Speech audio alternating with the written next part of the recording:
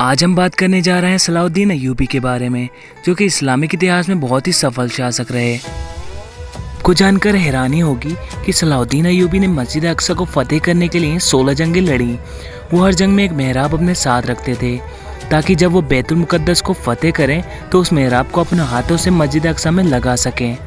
1987 ईस्वी में जब उन्होंने बैतुल मुकद्दस को फतेह किया तो ये मेहराब उनके हाथों से ही मस्जिद अक्सा में स्थापित किया गया। आधी दुनिया पर हुकूमत करने वाले सुल्तान सलाउद्दीन अय्यूबी के पास इतना पैसा भी नहीं था कि वो ज़कात अदा कर सके। वो अपनी सारी दौलत गरीबों और मिस्कीनों में खर्च कर देते थे। यही वजह है कि सलाउद्दीन अय्यूबी कभी हज नहीं कर सके, क्योंकि इस्लाम में अपने खुद के पैसे से ही हज किया जाता है। सलाउद्दीन अय्यूबी ने दुनिया की सबसे ख़तरनाक जंगें लड़ी।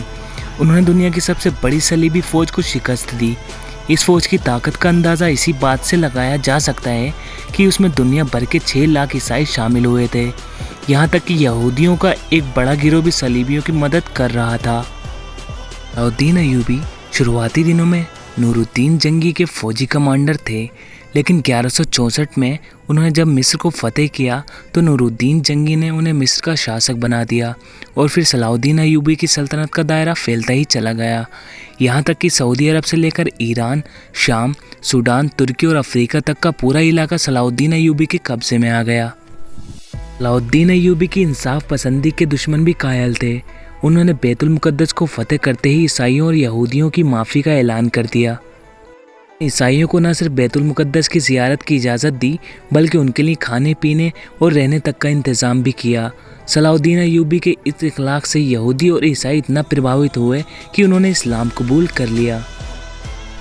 सलाउद्दीन अय्यूबी के ज़रिए आज़ाद करवाए गए बैतुल मुकद्दस पर मुसलमानों ने 750 साल हुकूमत की, लेकिन 1948 में अमेरिका, ब्रिटेन और फ्रांस ने मिलकर फ़िलिस्तीन में एक यहूदी देश इसराइल की स्थापना कर दी और बैतुल मुकद्दस के आधे हिस्से पर यहूदियों ने कब्जा कर लिया। 1967 में होने वाली अरब और इजरायली जंग में बाकी हिस्सा भी यहूदियों के कब्जे में चला गया। बैतुल मुकद्दस मुसलमानों का किबला अव्वल था। मुसलमान पहले इसी की तरफ मुँह करके नमाज पढ़ते थे। हज़रत मोहम्मद सल्लल्लाहु ताला अलैहि वसल्लम ने यहीं से मेराज का सफ़र तय किया था और मस्जिद अक्सा में ही इन तमाम नबियों की इमामत भी की थी। सलाउद्दीन अय्यूबी ने अपनी पूरी ज़िंदगी मैदान जंग में गुजार दी। उन्होंने 100 से अधिक जंगें लड़ी और ज़्यादातर में फतेह हासिल की। बहुत कम लोग जानते हैं कि सलाउद्दीन अय्यूबी हाफिज़ कुरान भी थे। उन्होंने मात्र 15 साल की उम्र में ही कुरान हिफ्ज़ कर लिया था। सलाउद्दीन अय्यूबी तकरीत में पैदा हुए थे। यही वो शहर था जहाँ बाद में सद्दाम हुसैन जैसा शेर पैदा हुआ। सलाउद्दीन अय्यूबी को इस्लामी इतिहास का हीरो कहा जाता है। मुसलमान सलाउद्दीन अय्यूबी को आज भी इज्जत की नज़र से देखते हैं। दोस्तों, अगर आपको ये वीडियो पसंद आया तो आप इसको लाइक करके मुझे बता सकते हैं। बाकी और ढेर सारी ऐसी वीडियोस के लिए आप मेरा चैनल सब्सक्राइब भी कर सकते हैं। मेरा नाम है उमर खान और आप देख रहे हैं थिंक।